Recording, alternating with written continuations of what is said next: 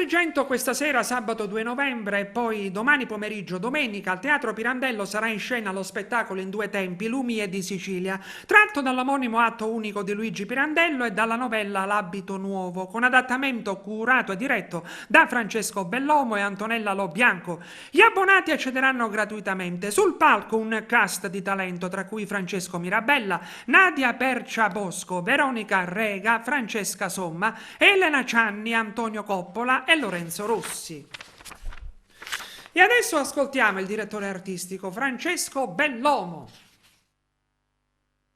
Mi sono divertito intanto a posticipare l'ambientazione di Lumie di Sicilia, che originariamente è ambientato nel 1920, e l'ho portato nel 1953, quindi con utilizzo di musiche di quel tempo come Mambo Italiano, Non ti fidar di un bacio a mezzanotte, Sei si bon, con un'altra musica di passaggio che Insieme a te non ci sto più, e poi ci troviamo 18 anni dopo, proiettati nel 1972, quindi abbiamo Dick Dick, Lucio Battisti, Luigi Tengo, fino a finire con Nicola Di Bari, pensa un po'.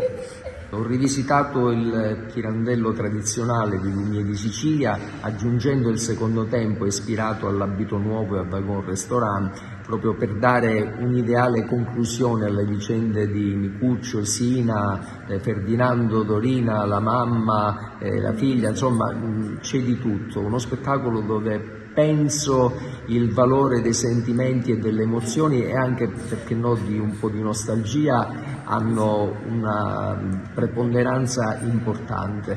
Uno spettacolo dove ci si diverte, si pensa e ci si commuove. Quindi diciamo che ho pensato di toccare tutte le corde emozionali che possono servire per coinvolgere quanto più possibile il pubblico.